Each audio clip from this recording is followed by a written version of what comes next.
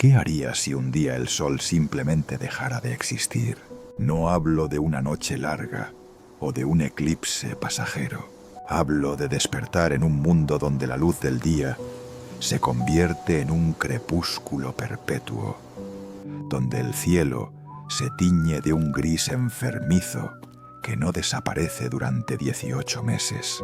Imagina abrir los ojos y sentir que el calor ha abandonado la Tierra para siempre. Esto no es ciencia ficción, esto ocurrió realmente. Y tú habrías estado ahí, temblando en la oscuridad, preguntándote si los dioses habían decidido acabar con la humanidad. El año 536 después de Cristo fue el momento en que la civilización estuvo más cerca de extinguirse por completo. Las cosechas se pudrieron en los campos antes de madurar. El hambre convirtió a madres en espectros y a niños en cadáveres silenciosos. Las enfermedades llegaron después, aprovechando los cuerpos débiles y las mentes quebradas. Europa entera se convirtió en un cementerio congelado, donde cada amanecer era una burla, porque el sol que apareció nunca calentó nada. La nieve caía en pleno verano. El pan se convirtió en un lujo que solo los poderosos podían saborear, mientras el resto masticaba corteza de árbol y rogaba por un milagro que no llegaría. No existe registro histórico más aterrador que las crónicas de ese año. Los escribas bizantinos hablaban de un sol que brillaba como la luna, sin fuerza, sin vida. Los historiadores chinos documentaron heladas que mataron cultivos en julio. Los anales irlandeses mencionan un pan tan escaso que la gente comía hierba y moría con la boca verde. Esto no fue una mala cosecha, fue el colapso total de todo lo que sostenía la vida humana. Y mientras tú luchabas por sobrevivir un día más, no sabías que esto apenas comenzaba. ¿Sabes cuánto tarda una sociedad en desmoronarse cuando la comida desaparece? Después de eso, las reglas se evaporan, la moral se quiebra y el ser humano revela su naturaleza más primitiva. En 536, ese límite se cruzó una y otra vez. Las ciudades olían a muerte y desesperación. Los caminos estaban llenos de familias que huían hacia ninguna parte, porque no había refugio posible. Y en medio de ese caos, una pregunta resonaba en cada mente. ¿Por qué nos está pasando esto? Hoy vas a descubrir la verdad detrás del año más oscuro de la historia humana. Vas a caminar por las calles heladas de Constantinopla. Vas a sentir el hambre que carcomió a Europa entera. Y vas a entender cómo nuestros antepasados lograron sobrevivir cuando todo indicaba que la especie humana estaba condenada.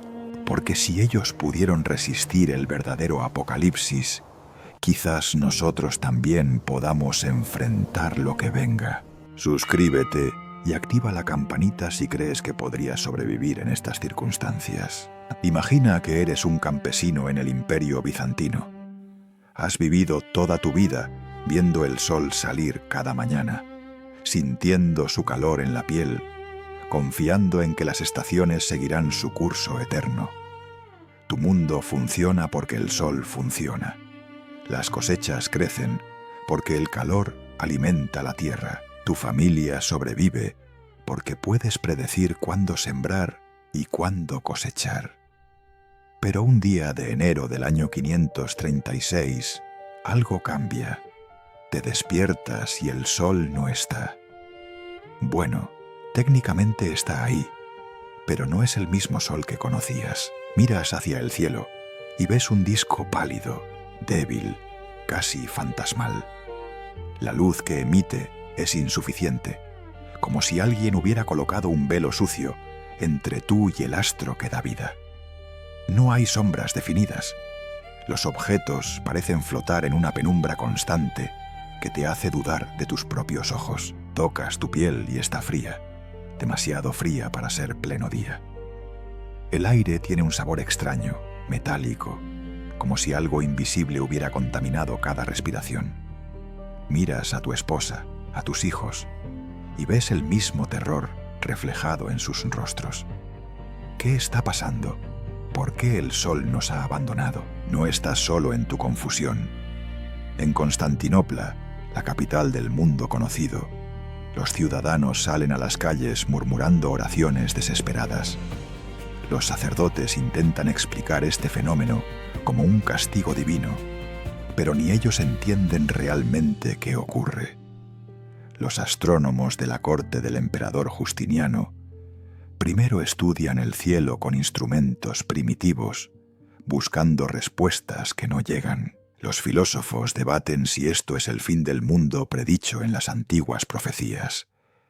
Mientras tanto, tú solo quieres que el sol vuelva a calentar, que las cosas regresen a la normalidad. Pero la normalidad acaba de morir, y lo que viene después es algo que ninguna generación anterior había experimentado. Los días pasan y el sol sigue siendo ese disco débil y sin fuerza. Las temperaturas caen en picada, incluso en regiones que normalmente disfrutan de climas templados. En Italia, la nieve comienza a acumularse en lugares donde nunca había nevado antes. En España, los ríos se congelan con una capa de hielo que sorprende a todos. En Irlanda, los monjes escriben en sus crónicas que el cielo parece estar cubierto por una neblina perpetua que no se disipa con el viento. Tú, en tu pequeña aldea, ves cómo las plantas que acabas de sembrar no crecen. Las semillas permanecen dormidas en la tierra fría, esperando un calor que no llega. El ganado comienza a enflaquecer porque los pastos no tienen suficiente luz para crecer. Y entonces comprendes algo terrible. Si esto no cambia pronto, no habrá cosecha este año. ¿Pero qué causó esta oscuridad? Tú no lo sabes, porque la ciencia moderna está a más de 1000 años de distancia. No tienes forma de entender que un volcán masivo acaba de explotar en algún lugar del mundo, lanzando millones de toneladas de ceniza y azufre a la atmósfera. Esa nube volcánica ahora rodea todo el planeta, bloqueando la luz solar y enfriando la Tierra de manera catastrófica. Los científicos del siglo XXI descubrirían evidencia de esta erupción en núcleos de hielo extraídos de Groenlandia y la Antártida, encontrando capas de ceniza volcánica datadas precisamente en el año 536. Pero tú, en tu época, solo puedes asumir que los dioses están furiosos o que el mundo está llegando a su fin. La psicología del terror se instala rápidamente. Cuando no puedes explicar algo, tu mente llena los vacíos con las peores posibilidades. Comienzas a escuchar rumores en el mercado. Algunos dicen que esto es obra de brujas que han maldecido el cielo. Otros aseguran que es el castigo por los pecados del emperador. Los más supersticiosos afirman que los demonios han tomado control del sol y que solo mediante sacrificios se puede recuperar su luz. Tú no sabes en qué creer, pero el miedo es contagioso. Ves cómo tus vecinos empiezan a acumular comida, escondiéndola en sótanos y pozos. Las peleas por recursos se vuelven comunes. La confianza que antes unía a tu comunidad comienza a desmoronarse, porque cuando el mundo se vuelve impredecible, cada persona se convierte en una amenaza potencial para tu supervivencia. Las semanas se convierten en meses y el sol sigue sin recuperar su fuerza. Febrero llega con temperaturas que deberían ser primaverales, pero en cambio sientes un frío penetrante que te cala hasta los huesos. Marzo no trae el deshielo esperado. Abril debería ser el mes de la renovación, pero las flores no brotan y los árboles permanecen desnudos. Mayo junio, julio. El verano nunca llega. Imagina la desesperación de vivir en un mundo donde las estaciones han perdido todo significado, donde el calendario te dice que deberías estar sudando bajo el sol de agosto, pero en cambio necesitas quemar leña para no morir congelado. Tu cuerpo no entiende este caos, tu mente tampoco. Y lo peor es que no hay nadie que pueda decirte cuándo terminará esto. La comida almacenada del año anterior comienza a agotarse. Al principio, racionas cuidadosamente el grano, convencido de que esto es temporal. Pero cuando llega el verano y todavía no hay cosecha nueva, el pánico real comienza. Reduces las porciones a la mitad, luego a un tercio. Empiezas a mezclar el grano con aserrín para que dure más. El pan que produces es duro, amargo, casi imposible de tragar, pero es lo único que se interpone entre tu familia y el hambre absoluta. Ves cómo tus hijos adelgazan, cómo sus ojos se hunden en las cuencas, cómo su energía desaparece día tras día. Y no puedes hacer nada al respecto, porque la tierra no produce nada sin el calor del sol. Los animales también sufren. El ganado, debilitado por la falta de alimento, comienza a morir. Primero los más jóvenes, luego los viejos, finalmente incluso los fuertes. Cada animal muerto es una pérdida catastrófica porque representa proteína, leche, trabajo en los campos. Algunas familias, desesperadas, sacrifican sus últimas bestias para tener carne fresca, pero esa carne se consume rápidamente y luego no queda nada. Los perros y gatos desaparecen de las calles, ya sea porque han muerto de hambre o porque alguien los ha convertido en comida. Los pájaros dejan de cantar porque muchos han migrado buscando climas más cálidos que ya no existen en ninguna parte. El silencio que cae sobre el campo es más aterrador que cualquier tormenta. Y entonces, cuando piensas que las cosas no pueden empeorar, llega el invierno real.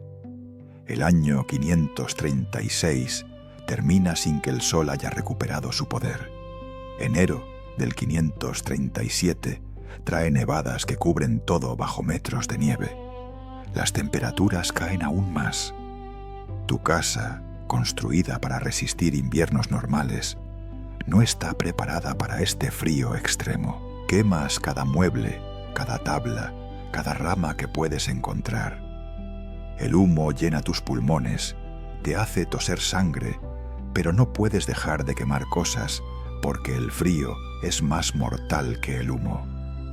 Duermes con toda tu familia apiñada en la misma cama, usando cada prenda de ropa que poseen, compartiendo el calor corporal, porque es lo único que les queda. La pregunta que te atormenta cada noche es simple pero devastadora.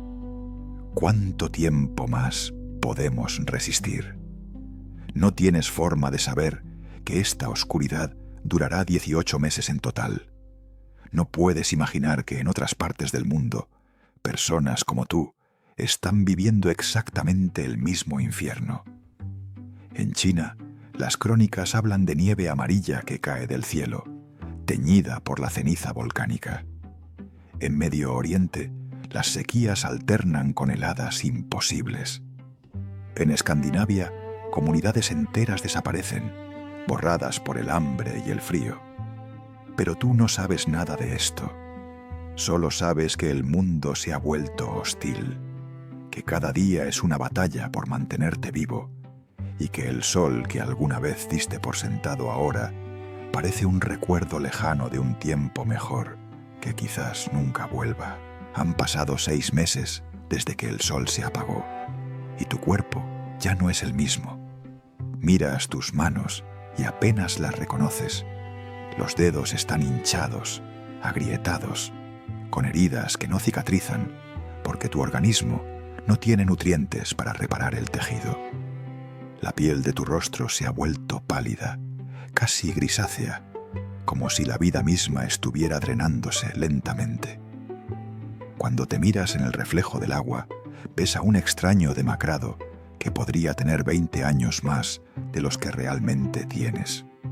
El frío constante te ha robado no solo la salud, sino también algo más intangible, la esperanza de que esto algún día termine. El frío del año 536 no es como los inviernos que conocías antes. Este frío es un enemigo vivo que te persigue, que se cuela por cada rendija de tu casa, que congela tu aliento antes de que salga completamente de tu boca. Por las mañanas, cuando te despiertas, hay escarcha dentro de tu vivienda. Las paredes de madera crujen bajo el peso del hielo que se forma en las grietas.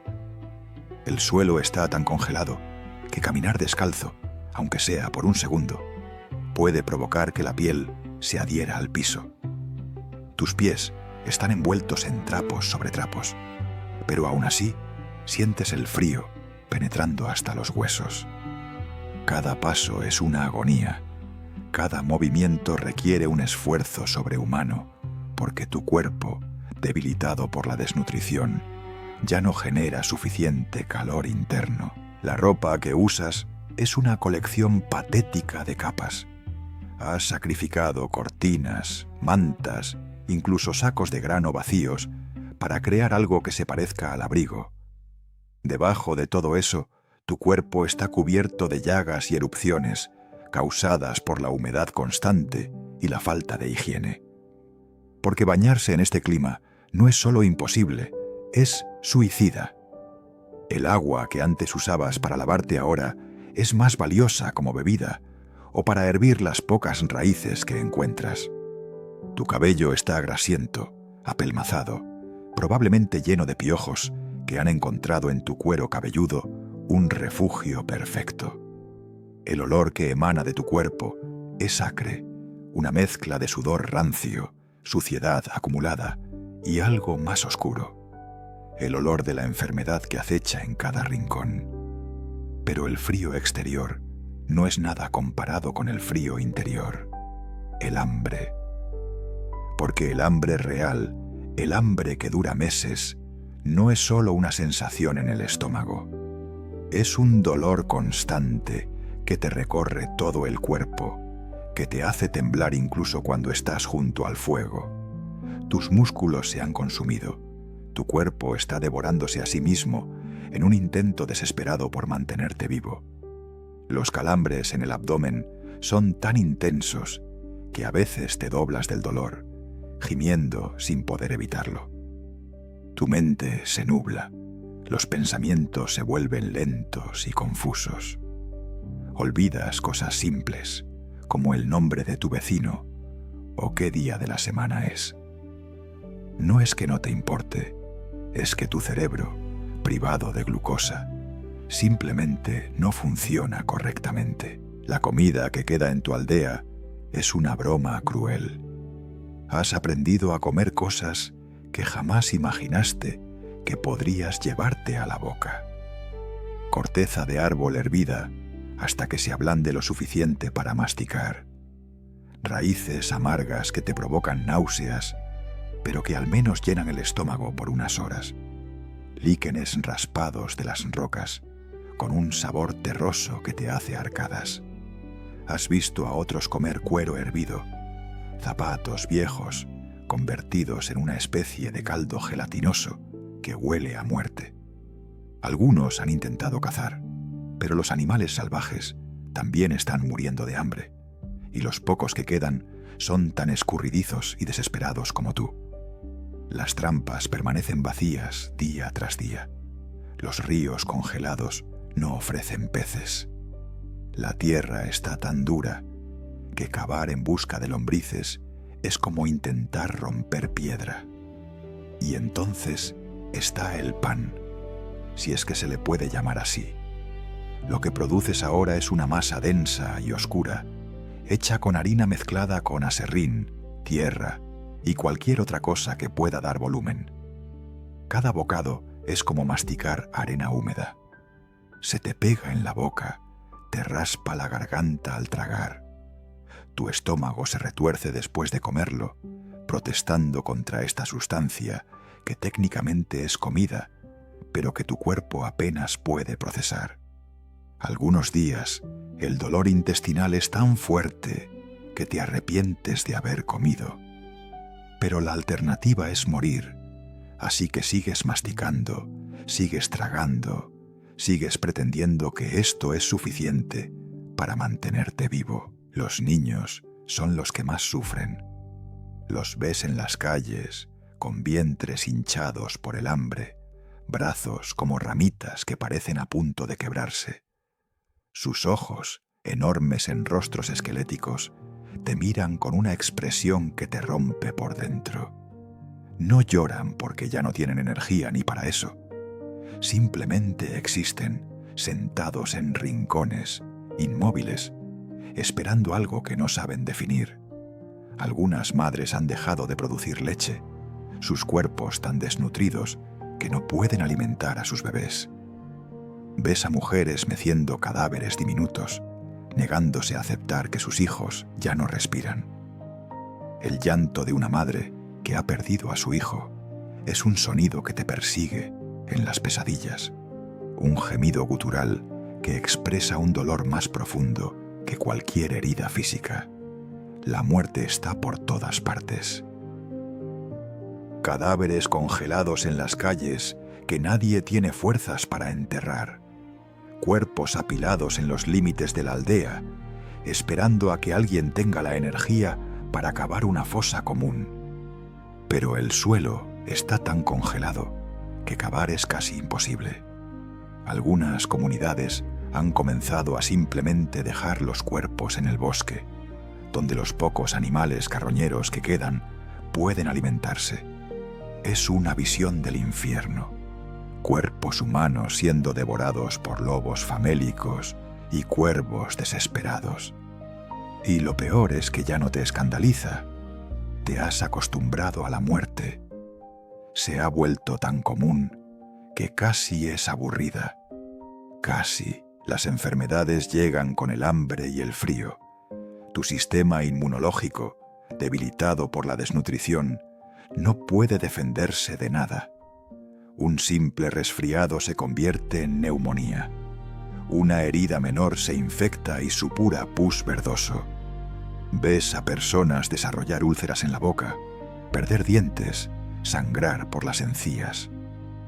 El escorbuto comienza a aparecer en aquellos que llevan meses sin consumir nada fresco. La disentería recorre las aldeas, dejando a la gente defecando sangre y muriendo deshidratados. No hay médicos, no hay medicinas, solo remedios caseros que no sirven de nada. Emplastos de hierbas secas, oraciones murmuradas, amuletos colgados del cuello. La superstición se mezcla con la desesperación y la gente prueba cualquier cosa, no importa lo absurda que sea. Pero lo más aterrador no es la muerte en sí, sino lo que el hambre prolongada le hace a la mente humana. Has escuchado rumores, susurros que la gente intercambia en voz baja, historias de familias que han desaparecido misteriosamente, de cuerpos encontrados con marcas extrañas. Nadie dice la palabra en voz alta, pero todos saben lo que significa. El canibalismo. El último tabú, la línea que separa al humano de la bestia. Y esa línea, en el año 536, comienza a difuminarse. No quieres creerlo. Te niegas a aceptar que tus vecinos, gente con la que has convivido toda tu vida, sean capaces de algo así. Pero cuando miras a los ojos de algunos, ves algo diferente. Ves el hambre absoluta que convierte a una persona en un animal dispuesto a hacer cualquier cosa por sobrevivir un día más. Duermes poco y mal. Las noches son interminables, oscuras más allá de lo natural. No hay luna brillante porque las nubes de ceniza volcánica bloquean todo. La única luz proviene de tu pequeño fuego, que mantienes encendido con palos y ramas que recolectas durante el día. Pero el fuego no dura toda la noche, y cuando se apaga, la oscuridad es absoluta. En esa negrura escuchas sonidos que te erizan la piel, aullidos de lobos hambrientos que se acercan cada vez más a las aldeas, gemidos de enfermos que agonizan en casas vecinas, crujidos inexplicables que podrían ser el viento o podrían ser algo peor. Tu imaginación crea monstruos en cada sombra. Y quizás no estés tan equivocado, porque en tiempos como estos, los verdaderos monstruos son los que alguna vez fueron humanos. Cada mañana que despiertas vivo es una sorpresa. Te tocas el pecho para confirmar que tu corazón sigue latiendo. Mueves los dedos de las manos y los pies para asegurarte de que no se han congelado durante la noche. Y entonces comienza otro día idéntico al anterior. Buscar comida que no existe, intentar mantenerte caliente con recursos que se agotan, ver morir a más personas, preguntarte cuándo te tocará a ti. El calendario ha perdido todo significado. No sabes si es marzo, o abril, o mayo. Solo sabes que el sol sigue siendo ese disco pálido en el cielo, que el frío continúa, que el hambre no cesa, y que el invierno, el maldito invierno, parece que nunca terminará. Tu cuerpo se ha convertido en un mapa de sufrimiento. Cada centímetro de piel cuenta una historia de degradación que ni siquiera sabías que era posible. Las axilas están en carne viva, rozadas por la tela áspera y húmeda que llevas puesta desde hace meses. Entre los dedos de los pies se han formado grietas profundas que supuran un líquido amarillento, maloliente. Tu entrepierna arde con una irritación constante causada por la humedad, la suciedad y la completa ausencia de higiene. No te has lavado adecuadamente en más de medio año. ¿Cómo podrías hacerlo? El agua está congelada o es demasiado valiosa para desperdiciarla en algo tan trivial como la limpieza personal, cuando podrías beberla o usarla para hervir raíces. El olor que emana de tu cuerpo es algo que nunca imaginaste que podrías tolerar. Es una mezcla compleja y repugnante. El sudor rancio de meses sin baño, la grasa acumulada en el cabello que se ha vuelto una pasta pegajosa, el aliento pútrido causado por dientes que se pudren en tu boca. Pero hay algo más, algo peor. Es el olor de la enfermedad que se cocina lentamente en tu interior. Tus encías sangran cuando masticas, dejando un sabor metálico en la boca. Las heridas en tu piel no cicatrizan, sino que se infectan, produciendo un hedor dulzón a descomposición. Cuando duermes apiñado con tu familia, el olor colectivo es tan intenso que a veces te despierta, haciendo que tu estómago vacío se contraiga en arcadas. Los piojos se han vuelto tus compañeros constantes. Los sientes moviéndose en tu cuero cabelludo, entre las cejas, incluso en las pestañas. Pican constantemente, una tortura menor pero incesante, que se suma a todas las demás miserias. Te rascas hasta sangrar, pero eso solo empeora las cosas porque las heridas abiertas se infectan rápidamente. Has intentado quitártelos, pasando horas buscándolos entre el pelo grasiento, aplastándolos entre las uñas con un pequeño chasquido satisfactorio. Pero por cada piojo que matas, parecen aparecer 10 más. Se alimentan de tu sangre, multiplicándose en tu miseria. Y no eres solo tú. Cada persona en tu aldea está infestada.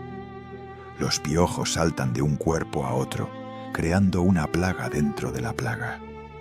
La sarna también ha llegado. Pequeñas pústulas aparecen en tus muñecas, entre los dedos, en los pliegues de la piel. La comezón es insoportable, especialmente por las noches, cuando el calor de las mantas hace que los ácaros se vuelvan más activos. Te rascas hasta que la piel se abre y entonces arde con un dolor agudo. Ves a niños pequeños con la piel en carne viva de tanto rascarse, llorando sin consuelo. Algunos tienen infecciones tan graves que la piel se hincha y supura pus verdoso. No hay tratamiento, no hay pomadas ni medicinas, solo el sufrimiento continuo y la esperanza de que tu cuerpo de alguna manera pueda combatir esto por sí solo, aunque está demasiado débil para hacerlo. Pero el verdadero horror no está en tu piel, sino en lo que está sucediendo dentro de tu cuerpo. El escorbuto ha comenzado a manifestarse en muchos de tus vecinos.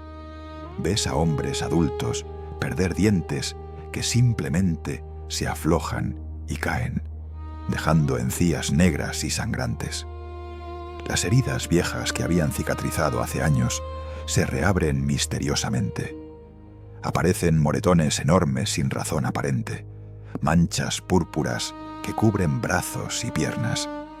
Algunos sangran por la nariz constantemente, un goteo rojo que no se detiene.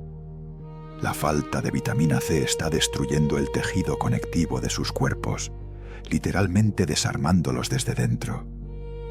Y tú sabes que pronto te tocará a ti también, porque hace meses que no comes nada fresco, nada verde, nada vivo.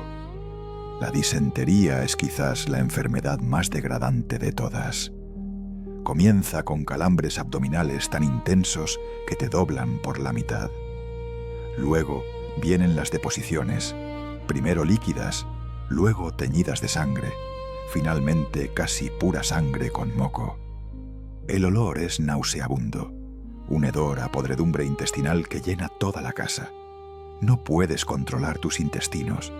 Los accidentes son frecuentes, vergonzosos, deshumanizantes. Tu ropa interior, si es que todavía puedes llamarla así, está constantemente manchada y húmeda. La piel alrededor del ano está en carne viva, irritada por el ácido de las deposiciones constantes. Y cada vez que tu cuerpo expulsa más fluidos, te debilitas un poco más, te deshidratas un poco más, te acercas un paso más a la muerte. La fiebre viene y va en oleadas. Algunos días despiertas empapado en sudor, temblando violentamente, aunque estés envuelto en todas las mantas que tienes. Tu frente arde al tacto, pero tus pies están helados. Los escalofríos son tan intensos que tus dientes castañean incontrolablemente. Durante estos episodios, tu mente divaga, mezclando realidad con alucinaciones. Ves cosas que no están ahí, rostros de muertos que te hablan, criaturas que se arrastran por las paredes, visiones de comida abundante que desaparece cuando intentas tocarla.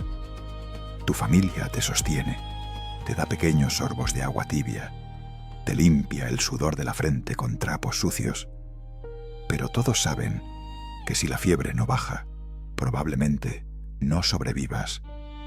La higiene menstrual para las mujeres es un infierno particular. Sin acceso a telas limpias, sin agua para lavarse, el periodo se convierte en una pesadilla. Las mujeres usan trapos viejos una y otra vez, enjuagándolos superficialmente en agua helada cuando pueden. El olor es fuerte, mezclándose con todos los demás olores corporales. Las infecciones vaginales son comunes, causando ardor, picazón y un flujo maloliente. Algunas mujeres han dejado de menstruar por completo, sus cuerpos tan desnutridos que han apagado las funciones reproductivas para conservar energía. Es una señal de que el organismo está en modo de supervivencia extrema, sacrificando todo lo que no es absolutamente esencial para mantenerte vivo un día más. Los hongos crecen en los lugares húmedos y cálidos de tu cuerpo, entre los dedos de los pies, en las axilas, en la ingle. La piel se vuelve blanca, macerada, con un olor agrio y penetrante. Cuando intentas secar estas áreas, la piel se desprende en tiras, revelando carne roja y sensible debajo. El picor es constante, y rascarte solo esparce la infección a otras partes del cuerpo. Algunos han desarrollado hongos en la boca, una capa blanca y gruesa que cubre la lengua y el interior de las mejillas, dificultando aún más el acto ya doloroso de comer. Y luego están las supersticiones. Porque cuando no entiendes por qué tu cuerpo se está desmoronando, tu mente busca explicaciones. Algunos creen que las enfermedades son castigos divinos por pecados específicos. Otros piensan que han sido maldecidos por brujas o hechiceros. Ves a personas usando amuletos ridículos, recitando oraciones sin sentido, sometiéndose a rituales absurdos con la esperanza de curarse. Un hombre en tu aldea se hizo cortes en los brazos para liberar la sangre mala que supuestamente causaba su fiebre. Otro se ató piedras calientes al abdomen para expulsar los demonios intestinales que creía le causaban la disentería. Por supuesto, nada de esto funciona. Solo añade más sufrimiento a una situación ya insoportable. La desesperación por alivio lleva a la gente a probar remedios cada vez más extremos. ¿Has visto a personas beber su propia orina, convencidas de que tiene propiedades curativas? Otros comen tierra, pensando que los minerales podrían ayudar. Algunos untan estiércol de animal en heridas abiertas, creyendo que la fermentación de alguna manera combatirá la infección. En realidad, la mayoría de estos remedios solo empeoran las cosas, introduciendo más bacterias y toxinas en cuerpos ya comprometidos. Pero cuando el dolor es insoportable y no hay otras opciones, la gente probará cualquier cosa, no importa lo irracional que sea. Lo que el año 536 te está enseñando es algo brutal, que tu cuerpo no es tuyo. Es un campo de batalla donde microorganismos, parásitos y la desnutrición luchan entre sí, y tú eres simplemente el territorio en disputa. No tienes control, no puedes curarte, no puedes siquiera mantenerte limpio. Todo lo que puedes hacer es resistir, soportar el dolor y esperar que mañana no sea peor que hoy. Pero cada mañana lo es. Cada día añade una nueva miseria, una nueva degradación, un nuevo recordatorio de que la dignidad humana es algo muy frágil, que desaparece rápidamente cuando las condiciones básicas para la vida se evaporan. Has llegado al punto en el que el hambre ya no es un dolor, es un estado permanente, un zumbido constante bajo la piel, un susurro que no se va nunca. Tu cuerpo se ha reducido a hueso y tendón, una máquina apenas viva que se mueve por pura inercia. Cada paso que das pesa como si el aire estuviera hecho de piedra, y cada respiración te recuerda lo débil que te has vuelto. Cuando te miras en el reflejo del agua helada, ves un rostro cadavérico, los pómulos marcados, los ojos hundidos. Ya no eres la persona que eras hace un año. Eres la sombra de lo que queda cuando la vida se aferra desesperadamente a un cuerpo que se desmorona. El hambre cambia la mente. Empiezas a pensar cosas que antes te habrían horrorizado. Cada cadáver en el camino se convierte en una tentación, una imagen que se cuela en tus pesadillas. Ves a los perros husmear los cuerpos congelados, lamiendo la carne endurecida por el frío, y algo en ti se retuerce, porque sabes que en algún lugar de tu mente te estás preguntando lo mismo que ellos. ¿Podría eso mantenerme vivo un día más? Nadie habla de ello abiertamente, pero lo sientes en las miradas vacías de quienes te rodean. Todos están pensando en lo mismo, todos lo han considerado, aunque solo sea por una fracción de segundo. Una mañana te despiertas con la noticia de que una familia entera ha desaparecido. Al principio piensas que se fueron buscando un lugar mejor, una aldea más cálida.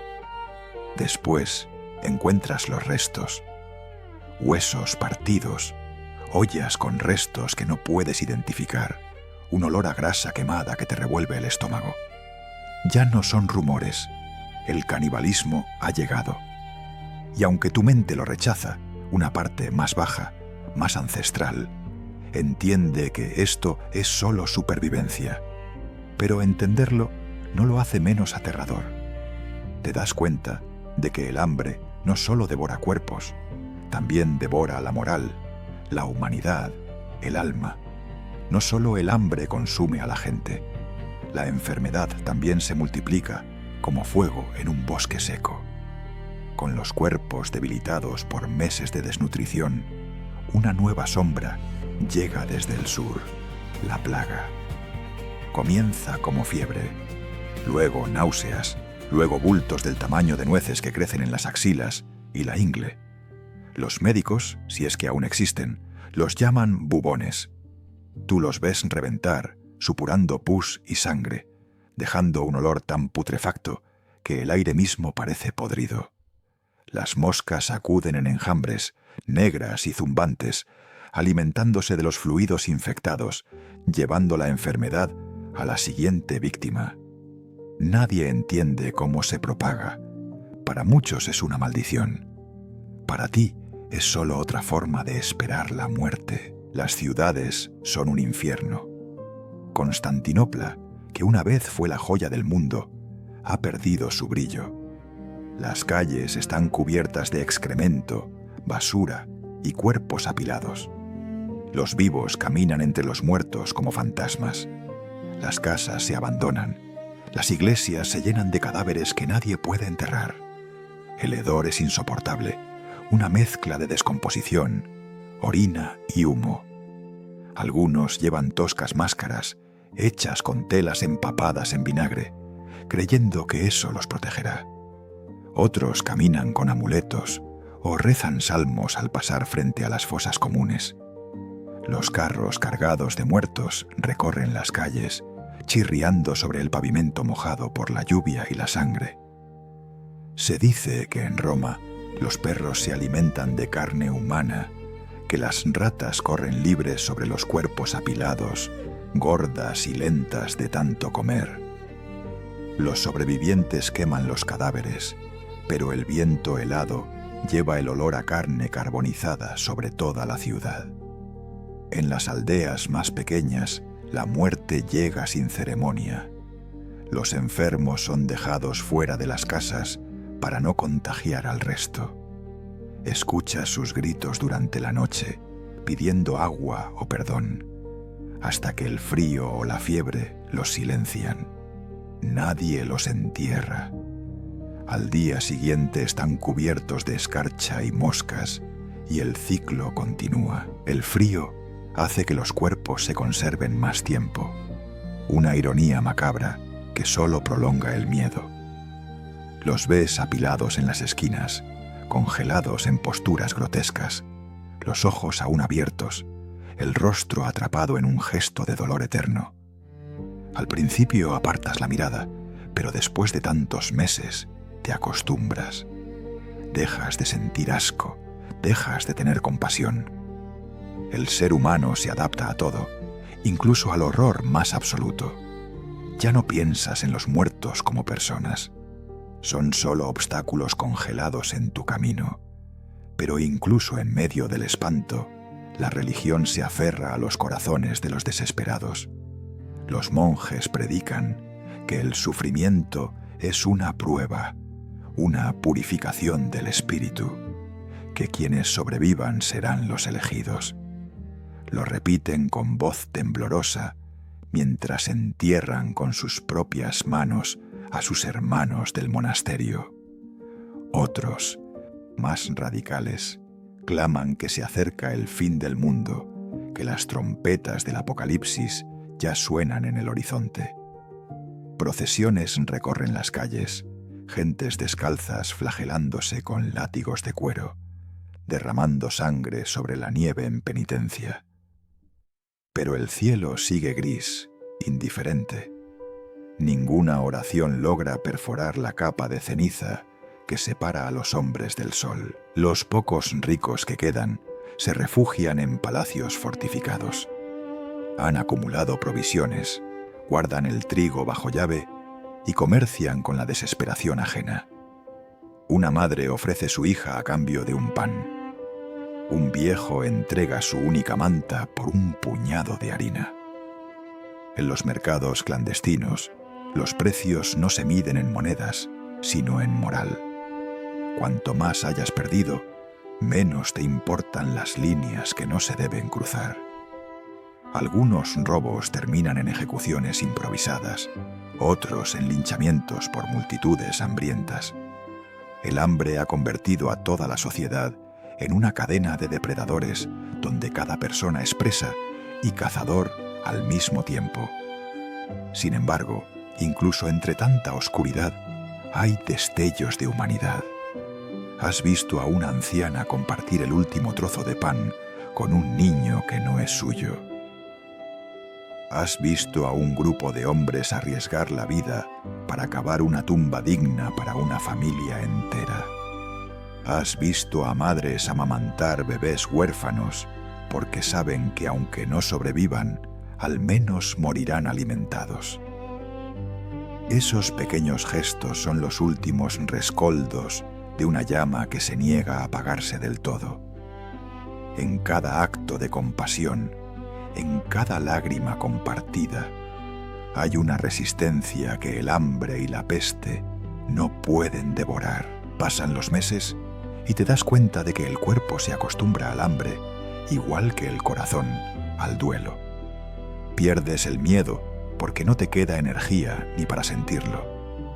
La línea entre vivos y muertos se vuelve difusa y comienzas a moverte por el mundo como un espectro más. Caminas entre ruinas, entre calles que alguna vez estuvieron llenas de vida y ahora solo resuenan con el viento. Y de pronto entiendes que lo que has estado viviendo no es solo una crisis natural, sino un renacimiento brutal. La Tierra ha decidido sacudirse el exceso de humanidad y tú estás presenciando el juicio sin dioses, sin cielo, sin redención. El hambre, la plaga y el frío han reducido a la especie humana a su núcleo más primitivo. No hay imperios, ni reyes, ni ejércitos capaces de imponer órdenes en este caos. Solo individuos aislados que luchan por no rendirse ante la desesperanza. Pero incluso ahora, cuando la oscuridad parece total, cuando la humanidad cuelga de un hilo corroído, hay algo que persiste: el instinto de vivir, esa chispa diminuta que sigue ardiendo, aunque esté rodeada de muerte. Tal vez sea eso lo que nos distingue de los animales que devoran los cuerpos en la nieve. Tal vez sea eso lo que hará que, algún día, el sol vuelva a brillar sobre un mundo que sobrevivió al fin del mundo. El año 537 no dio tregua. La oscuridad seguía suspendida sobre el mundo como una losa de plomo. Y sin embargo, en medio de ese abismo, la vida se negaba a desaparecer. Sí, el hambre seguía matando, las plagas seguían pudriendo cuerpos y el frío seguía calando hasta el alma, pero la humanidad, esa chispa obstinada, seguía respirando. Y no eran los emperadores, ni los generales, ni los sacerdotes quienes sostenían a la especie sobre el filo de la extinción. Eran los campesinos, los hijos sin nombre, los ancianos envueltos en harapos, las mujeres que seguían pariendo, aunque el mundo ardiera en silencio. Tú eres uno de ellos, un ser diminuto ante la vastedad de esta catástrofe, pero con una fuerza que ni siquiera sabías que tenías. Tus manos agrietadas siguen sujetando una pala, aunque la tierra esté dura como piedra. Cavas no porque esperes recoger algo de los campos helados, sino porque aferrarte al acto de trabajar es lo único que mantiene tu mente cuerda. Si paras, si dejas de moverte, el frío te engulle completo. Por eso sigues una y otra vez, golpeando la tierra con la esperanza vacía de que algo crezca, de que el sol que no calienta aún vea tus esfuerzos y te premie con un milagro. Hay un tipo de heroísmo que no se canta ni se escribe en los libros. No lleva coronas ni condecoraciones. Es el heroísmo silencioso del que carga agua helada en un cubo sin asa para que otros beban. El heroísmo del que comparte el último pedazo de pan, sabiendo que eso significa tener menos mañana. El heroísmo del que sigue enterrando muertos mientras el aire corta la piel como cuchillas. Este es el verdadero legado de 536. La épica de los anónimos, la resistencia de los que no tuvieron opción de rendirse. Cada día amanece igual, pero tú decides pensar que sobrevivir una jornada más es una victoria. Esa es tu forma de rebelarte contra la muerte. Al amanecer, caminas hasta el pozo cubierto de hielo y te las ingenias para romperlo con una piedra. El agua está tan fría que su contacto te duele como una quemadura, pero bebes de ella con devoción. Luego te envuelves en tu abrigo hecho de retazos, tomas un trozo de madera húmeda y recorres tu pequeña aldea buscando señales de vida. En una casa una anciana tose sin parar. En otra, un niño delgado observa el cielo como si esperara que algo cambie. Esa es tu comunidad, tu ejército de sobrevivientes, frágiles pero obstinados. A veces, cuando el viento amaina, escuchas cantos. No son himnos triunfales, sino melodías tristes, casi susurros que viajan por el aire helado.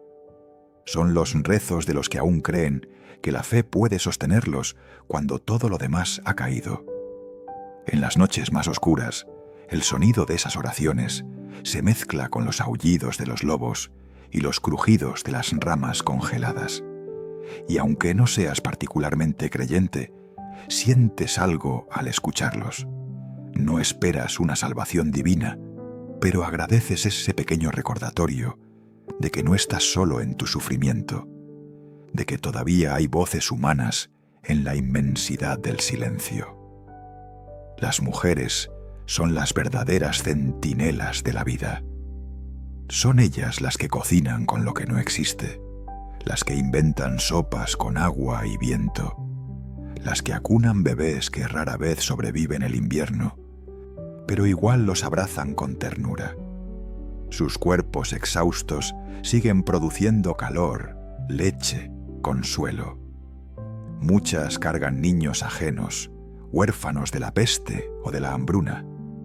Las ves caminar envueltas en harapos, los pies desnudos sobre la escarcha, los labios partidos, pero con esa mirada indomable que dice: seguiré por ellos.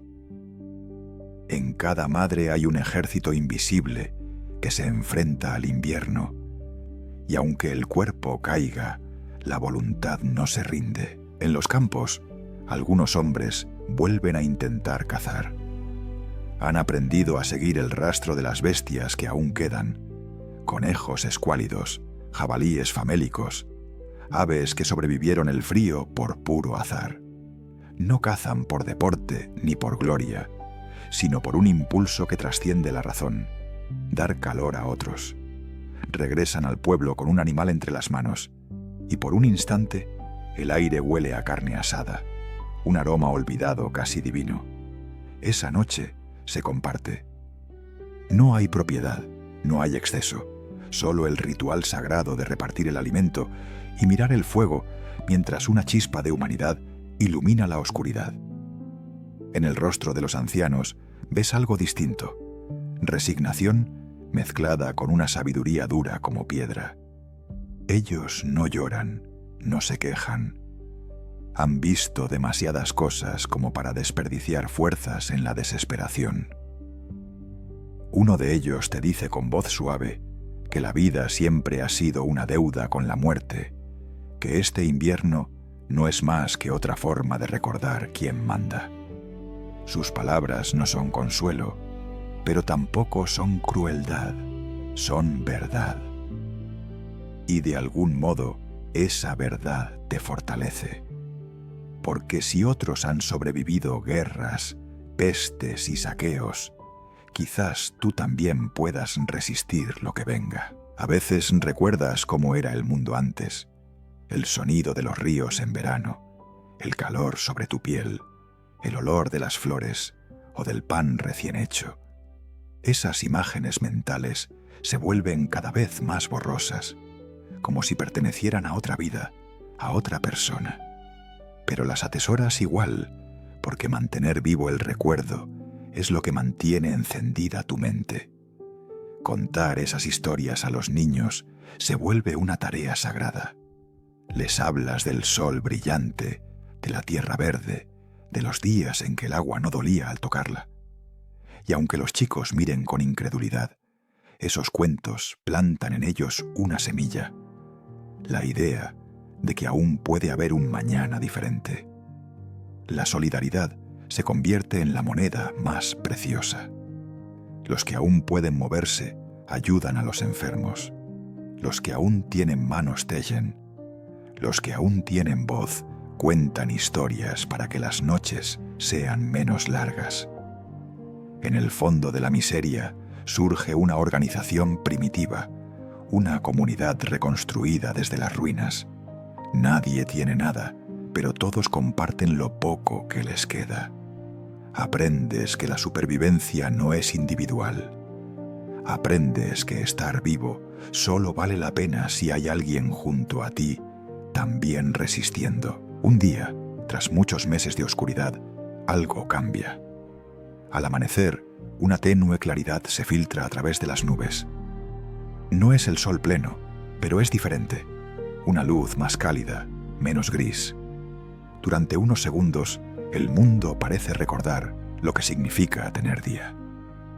La gente sale de sus casas, incrédula, con lágrimas corriendo por pómulos huesudos. No dicen nada, solo miran ese resplandor débil, como si fuera una aparición divina. No dura mucho, pero basta para revivir una llama que casi había muerto, la esperanza. Con el tiempo, los sobrevivientes se vuelven más duros, más sabios, más unidos. Cada cicatriz es una medalla invisible. Cada muerte deja una lección. El hambre ya no es solo privación, es maestra. El frío ya no es solo sufrimiento, es prueba. Así, poco a poco, comprendes que la humanidad no sobrevive gracias a su fuerza, sino gracias a su obstinación. Es la negativa a rendirse, el instinto que susurra, resiste un día más. Porque en este nuevo mundo, la esperanza no es optimismo, es una forma de rebeldía. Cuando llega la noche y el fuego se apaga, te quedas observando el humo elevarse hacia un cielo que aún parece muerto. Pero dentro de ti hay una quietud que antes no tenías. Has aprendido a aceptar que la vida es lucha constante, que incluso en el barro el ser humano puede encontrar belleza. Miras tus manos desgarradas, tu cuerpo exhausto, y comprendes que has visto lo peor del mundo. Y sin embargo, sigues aquí. Cada respiración es una victoria silenciosa. Y en esa simple, obstinada respiración está contenida toda la gloria de la resistencia humana. El sol regresa lenta y tímidamente, como un animal que teme salir de su madriguera. No lo notas de inmediato, pero con los días el gris perpetuo empieza a diluirse. Aún hace frío, pero ya no ese frío que paraliza el alma. La luz, aunque débil, vuelve a reflejarse en las superficies heladas, y por primera vez en 2 años, el mundo deja de parecer un sueño moribundo. No celebras, no saltas de alegría, simplemente respiras y sientes que el aire tiene un sabor diferente, menos pesado, menos muerto. Es el resurgimiento imperceptible de la vida. A tu alrededor, el mundo está irreconocible. Los bosques se han reducido a esqueletos ennegrecidos, los ríos corren lentos y turbios, las aldeas están medio vacías, y el silencio persiste como un eco que se niega a morir. 20 de cada 100 personas no viven para ver este amanecer. Las calles que antes olían a madera y pan, ahora huelen a ceniza y a cuerpos que el tiempo no llegó a sepultar. Pero en medio de esa devastación hay señales diminutas de que algo se mueve. Pequeños brotes verdes emergen del barro congelado. Son frágiles, casi invisibles, pero en ellos se escribe el principio de la reconstrucción. La historia recordará el año 536 como el año más oscuro, pero tú sabes que fue algo más que una catástrofe natural. Fue una purga, un espejo que mostró qué significa ser humano cuando todo lo demás desaparece. El hambre reveló lo más primitivo del alma, la enfermedad mostró los límites del cuerpo y el frío despojó incluso la dignidad. Pero también hubo belleza en medio del horror, miradas que compartieron fuego, manos que cavaron tumbas por amor, voces que siguieron cantando cuando ya no quedaba nada que celebrar. Sobrevivir dejó de ser una acción para convertirse en un acto de fe. Dicen que el origen de la oscuridad fue una erupción volcánica, montañas lejanas escupiendo fuego que cubrió el cielo del mundo entero. La tierra levantando su enojo contra los humanos que la habitaban. No lo sabes a ciencia cierta, pero te parece apropiado pensar que la naturaleza también tiene su forma de hablar, aunque sea con rugidos que duran años. Esa nube de ceniza viajó por todo el planeta, reescribiendo la historia, marcando con cicatrices de nieve lo que antes fue fértil. Fue el recordatorio más brutal de que no somos dueños de la tierra, solo huéspedes transitorios que a veces olvidan dónde están. Pasará mucho tiempo antes de que los campos vuelvan a rendir fruto. La gente comienza a sembrar otra vez, utilizando semillas recuperadas de los almacenes, rezando con cada puñado de tierra. No todos los intentos prosperan, pero algunos sí. En esos pequeños surcos de trigo débil se esconde el renacimiento de un continente. Los niños nacidos durante la oscuridad aprenden a reconocer el calor como algo sagrado, el color verde como un milagro. Y tú, que has sobrevivido la peor época que ha conocido la humanidad, sientes la necesidad de enseñarles a no olvidar, porque este tipo de tragedias deja cicatrices que no se borran. Las manos temblorosas de los ancianos que vieron morir a sus familias, las madres que aún sueñan con los niños que el invierno se llevó, las iglesias llenas de inscripciones rogando por un perdón que nunca llegó. Todo eso se convierte en historia, pero también en advertencia. Muchos siglos después, los sabios hablarán de un polvo que enfrió la tierra, de un invierno sin verano. Pero tú sabes que hubo más que eso.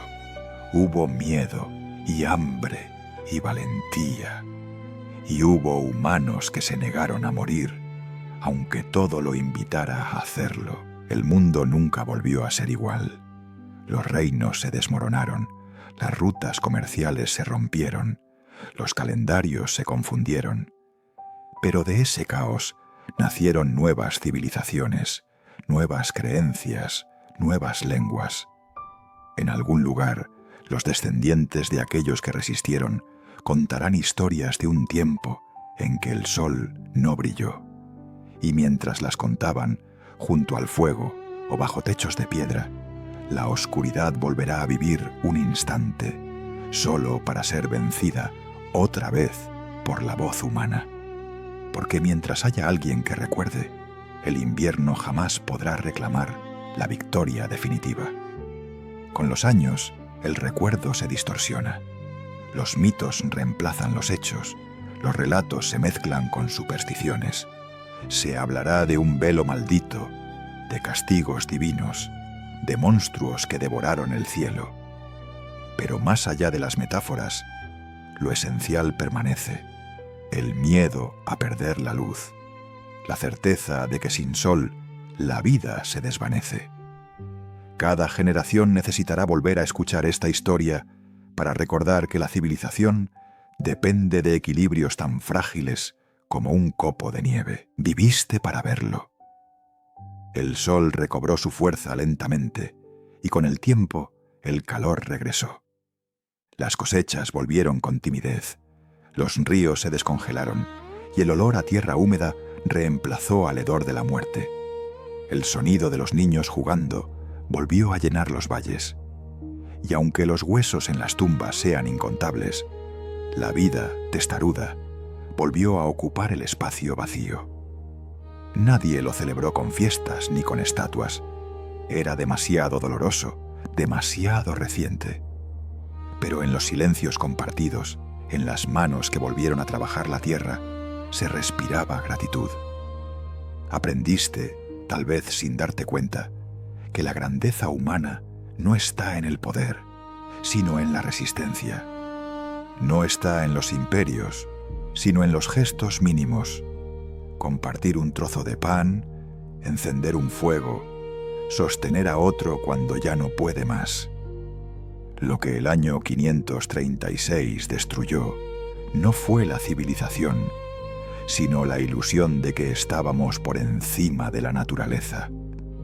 Nos recordó que somos carne, hueso y hambre, que el brillo del sol puede desvanecerse, pero el deseo de ver otro amanecer nunca muere. Y así termina esta historia.